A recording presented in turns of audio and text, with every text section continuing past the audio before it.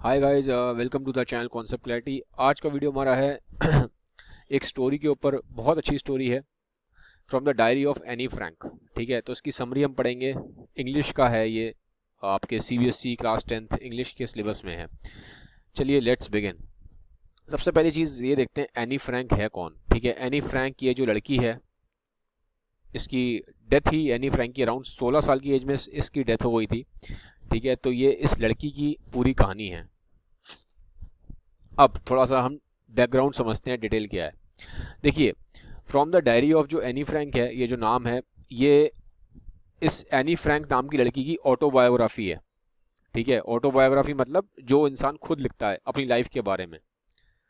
तो इस लड़की ने एक डायरी लिखी थी। उसकी डायरी में से कुछ चीज़ें, कुछ पैराग्राफ लिए गए हैं, जिससे ये स्टोरी बनी है पूरी, जो आपके सिलेबस में है। ठीक है, वैसे तो ये पूरी बुक है, from the diary of Anne Frank. काफ़ी ये एक बुक है, मतलब अच्छी खासी एक मोटी बुक है ये, 150-200 पेज की बुक है। तो उस बुक में से कुछ 2-3 पेज आपके सिलेबस में डाले गए हैं।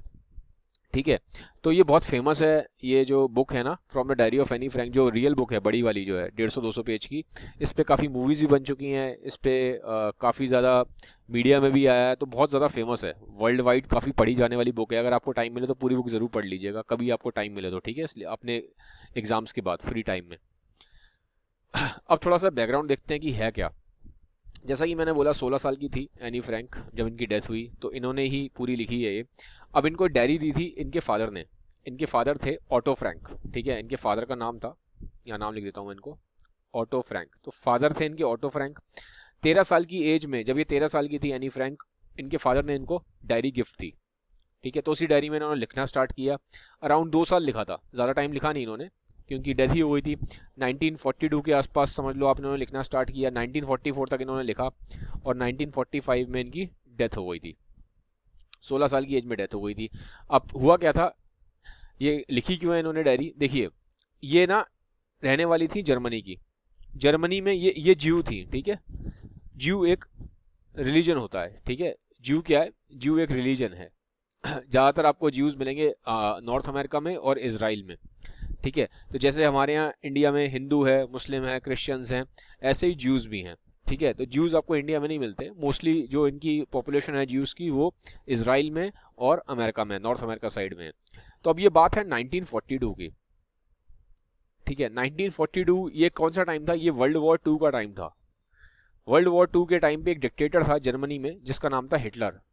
ठीक है, तो हिटलर ज्यूज से बहुत चिढ़ता था और ज्यूज को मरवा देता था। ठीक है, तो अब जैसा मैंने बोला, एनी फ्रैंक ज्यू थी, इनकी पूरी फैमिली ज्यू थी। तो अब इनको डर था सबको कि हिटलर इनको मरवा ना दे, क्योंकि हिटलर ने अपने ना बड़े बड़े कैंप लगा रखे थे, कॉन्सेंट्रेशन कैंप। ठीक है, तो अगर आप खाली टाइम में देखना, नेट पे डालना हॉलोकॉस्ट। ठीक है, ये आप यूट्यूब पर डालना तो आपको दिखाई देगा कि जो हिटलर था कितना क्रूअल था, इसने कैसे कितने सारे इनोसेंट ज्यूज को मारा था। ठीक है, तो जर्मनी में रहता था हिटलर, यहाँ का डिक्टेटर था। तो अब इसकी जो फैमिली थी, उनको डर था कि क्योंकि ये ज्यू हैं, हिटलर इन्हें भी ना मार दे। तो जो उनकी फैमिली थी पूरी की पूरी एनी फ्रैंक की, ये सारे के सारे जर्मनी से आ गए एम्स्टर्डम। एम्स्टर्डम क्या है, नीदरलैंड क्या है, जर्मनी के पास देखो नीदरलैंड्स ना एक कंट्री है, तो उस कंट्री का कैपिटल है एम्स्टर्डम। बहुत फेमस है, बहुत सारी मूवीज भी यहाँ बनती हैं एम्स्टर्डम में, सुंदर जगह है। ठीक है, तो एम्स्टर्डम में ये एक बिल्डिंग में इनकी पूरी फैमिली जाके छुप गई। तो 2 साल के आसपास छुपे रहे। 2 साल बाद फिर इनको, जो जर्मनी की इनकी आर्मी थी हिटलर की, नाजी आर्मी। ठीक है, तो इसकी जो आर्मी थी, नाजी आर्मी थी हिटलर की, उन्होंने फिर इसको ढूंढ लिया था, इसको और इसकी पूरी फैमिली को, जो कि वहाँ पे थे ऑफिस में। फिर इनको कॉन्सेंट्रेशन कैंप में भेज दिया, क्योंकि हिटलर सबको कॉन्सेंट्रेशन कैंप में भेज देता था मारने के लिए। तो वहाँ पे फिर इनकी इन्हें कुछ डिसीज हुई थी, जो इनकी डेथ हो गई एनी फ्रैंक की 16 साल की एज में। इनकी एक बड़ी सिस्टर थी, उसकी भी डेथ हो गई थी। लेकिन इनके फादर बच गए थे, जो ऑटो फ्रैंक थे ना, वो बच गए। वो बच ऐसे गए थे क्योंकि तब तक वर्ल्ड वॉर 2 एंड हो गया था। 1945 तक आते आते हिटलर भी मर गया था, हिटलर ने सुसाइड कर लिया था, और वर्ल्ड वॉर 2 एंड हो गया था। तो जो इनके फादर थे एनी फ्रैंक के, ऑटो फ्रैंक, ये बच गए थे।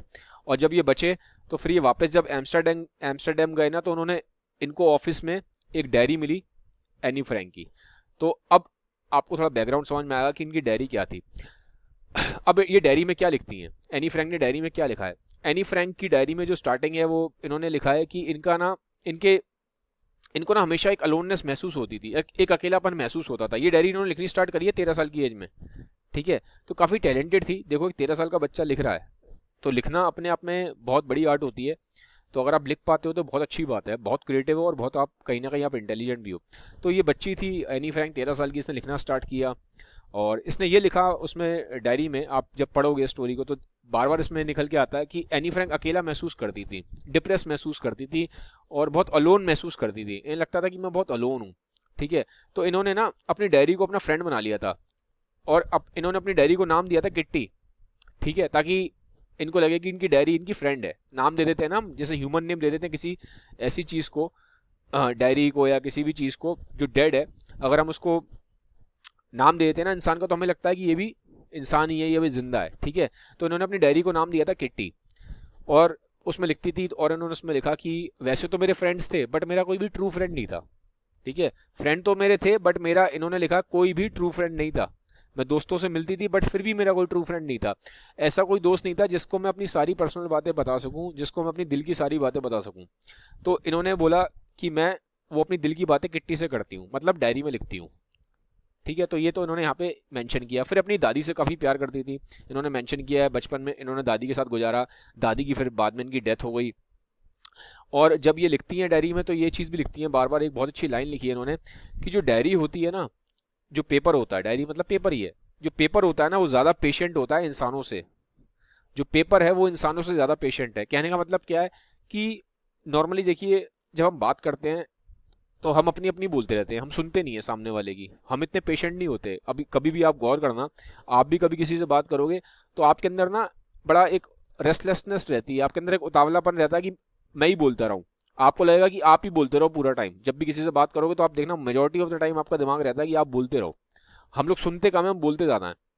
तो हम लोग इतना, हमारे अंदर इतना पेशेंस नहीं होता कि जब हम बात करें तो हम दूसरे की ज़्यादा सुने, अपना खुद का कम बोले, लेकिन हम खुद का ज़्यादा बोलते हैं। तो इसीलिए यहाँ पे बोलती हैं एनी फ्रैंक की, जो पेपर होता है ना वो पेशेंट होता है। उसको आप कितना भी लिखते रहो, उसको अपनी अपनी पूरी कहानी सुनाते रहो तो आराम से पेशेंटली सुनता है। वो इंसानों की तरह नहीं है कि बीच में इंटरप्ट करके आपकी सुनेगा नहीं और अपनी अपनी बोलेगा, ठीक है। तो ये इन्होंने एक अच्छी लाइन लिखी है ह्यूमन साइकोलॉजी के बारे में, 13 साल की एज में ही समझ गई थी ये।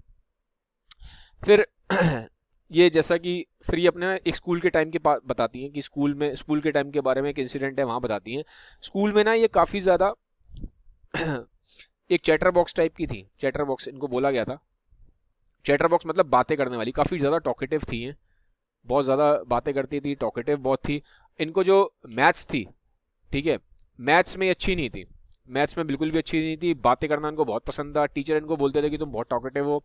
तो एक बार इनके मैथ्स के टीचर ने इनको बोला कि तुम बहुत टॉकेटिव हो और तुम एक एस्से लिखोगी चैटर बॉक्स पे, क्योंकि तुम टॉकेटिव हो तुम अब इसी पे एस्से लिख के लाओ। एनी फ्रैंक एस्से लिख के ले आती हैं, लिख के लाती हैं। तो फिर दोबारा बोलते हैं नेक्स्ट डे कि तुम, दोबारा बात करते हुए पकड़ लेते हैं इनको, दोबारा बोलते हैं कि अब तुम दोबारा लिख के लाओ ऐसे चैटर बॉक्स पे। एनी फ्रैंक कहती हैं फिर चैटर बॉक्स में फिर ऐसे लिख के लाती हैं, तो ऐसे पे लिखती हैं ये, उसमें चैटर बॉक्स में ऐसे में दोबारा लिखती हैं। वहाँ मेंशन करती हैं कि मेरी मदर भी बहुत बातें करती हैं, तो ये चीज़ मेरे ना जीन्स में पास ऑन हुई है, तो उसमें मैं कुछ कर नहीं सकती, तो मैं तो टॉकेटिव रहूंगी। जब इनको सेकंड टाइम ऐसे लिखने को दिया जाता है ना दोबारा, तो उस ऐसे में मेंशन करती हैं कि भैया मेरी मदर भी बहुत टॉकेटिव है, तो ये चीज़ मेरे लिए अंदर जेनेटिक्स में पास ऑन हुई है, ठीक है, ये मेरे अंदर इनहेरेंट ट्रेट है, तो मैं उसमें कुछ कर नहीं सकती, तो मैं तो टॉकेटिव रहूंगी। तो ये दोबारा ऐसे लिख के लेके जाती हैं, टीचर पढ़ता है। फिर थर्ड टाइम ये दोबारा बातें कर रही होती हैं, क्योंकि टॉकेटिव तो थी, ये बोलती भी हैं कि मेरे अंदर ये चीज़ मदर से पास ऑन हुई है। फिर टीचर उनको दोबारा बोलता है कि अब तुम ना बहुत ज़्यादा बातें करती हो, तुम ऐसे लिख के लाओगी क्वैक क्वैक क्वैक करके, ठीक है। किस पे ऐसे लिख के लाओगी, quack quack quack chatter box, ठीक है, quack quack quack chatter box. अब तुम ये थर्ड एस पे लिख के लाओ। तो अब ये ऑलरेडी 2 बार लिख चुकी थी चैटर बॉक्स पे ऐसे, तो अब ये तीसरी बार दोबारा लिखो उस चीज़ पे, थोड़ा सा इरिटेट हो जाती है एनी फ्रैंक। लेकिन अब इस बार वो कहती है मैं पोइम लिख के लाऊंगी चैटर बॉक्स पे, ठीक है। पोइम क्या लिख के लाती है, ये पोइम में लिखती है कि एक डक होती है, एक फीमेल डक होती है और एक मेल स्वैन होता है, और उनके बच्चे होते हैं डकलिंग्स, ठीक है, बच्चे बोला जाता है। तो जो मेल फादर होता है ना, मतलब जैसे कि ये पोइम में किस चीज़ के ऊपर लिखती है पोइम, पोइम में एक होता है मेल स्वैन, ठीक है, और फीमेल डक, ठीक है। ये मदर होती है समझ लो, और ये फादर है, और इनके क्या होते हैं, बच्चे होते हैं जिनको बोलते हैं डकलिंग। अब ये पोइम में बताती हैं कि ये जो बच्चे होते हैं ना डकलिंग, ये बहुत ज्यादा बोलते थे, क्वैक क्वैक क्वैक करते हैं, बतख होती है ना क्वैक क्वैक क्वैक करती है उस टाइप से, ठीक है। तो बतख ही थी, डक बतख है, तो क्वैक क्वैक क्वैक करते थे बच्चे बहुत ज्यादा, तो इतने क्वैक क्वैक करते थे कि ये जो फादर था ना इनसे इरिटेट होके इनको मार देता है, काटता है और इन्हें मार देता है। तो ये एक तरीके का क्या था, ये इन्होंने एक पोइम एक तरह का सेटायर लिखा था।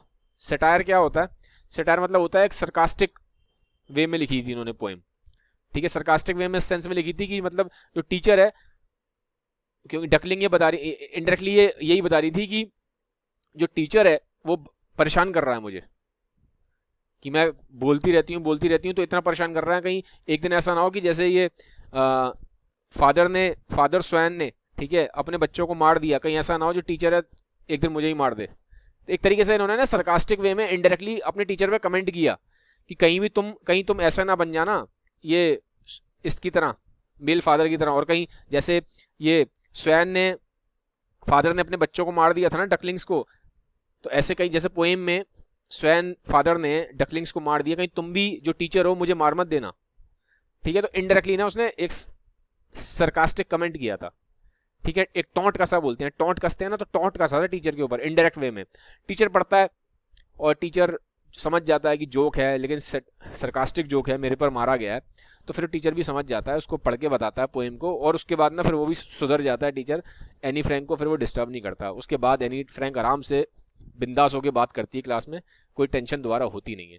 तो यहाँ पे पूरी आपकी ये इस तरह से ये स्टोरी खत्म हो जाती है।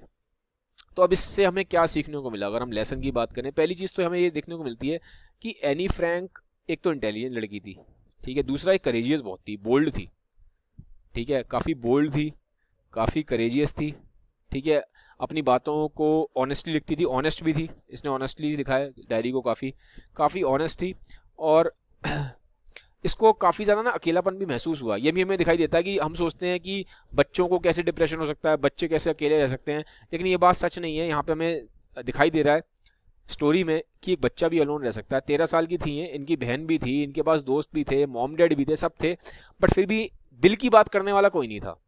ये अपनी दिल की बात किसी से नहीं कर पाती थी, एक सबके बीच में रहते हुए भी ये अकेला महसूस करती थी।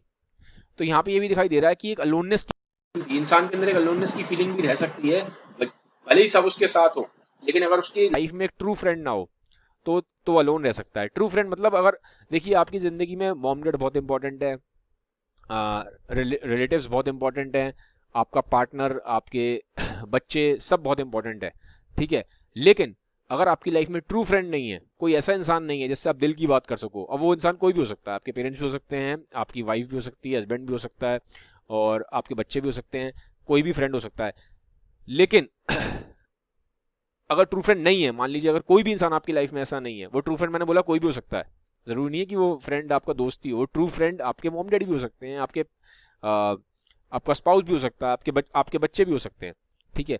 तो अगर आपकी लाइफ में कोई भी ट्रू फ्रेंड नहीं है, एक ऐसा इंसान जिससे आप दिल की बात करते हो, अगर आपकी लाइफ में ऐसा एक इंसान नहीं है जिससे आप दिल की बात कर सकते हो, तो कहीं ना कहीं आपके अंदर एक अलोननेस रहेगी। तो इसी अलोननेस को एनी फ्रैंक ने स्टोरी में बताया है कि मेरे पास लाइफ में सब कुछ था, मतलब मेरे पेरेंट्स भी हैं, मेरे सिस्टर भी थी, बड़ी सिस्टर, मेरे फ्रेंड भी थे, लेकिन उसके बावजूद भी ऐसा एक भी इंसान नहीं था जिससे मैं अपनी दिल की बात कर सकूं, जिसके सामने मैं अपना दिल खोल के बोल सकूं कि मैं क्या फील करती हूं। तो उसके अंदर एक अलोननेस है, वहां पे वो दिखाया गया है स्टोरी में।